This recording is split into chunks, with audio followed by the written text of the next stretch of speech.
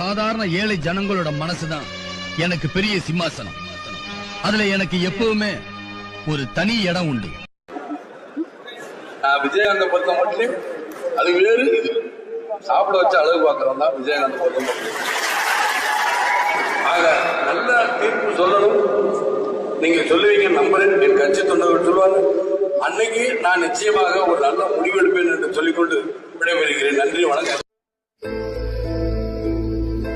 பல அசிங்கங்களை நான் தாங்கிக்கிட்டேன், பல பிரச்சனைகளை தாங்கி தாங்கி நான் சுத்தினேன்.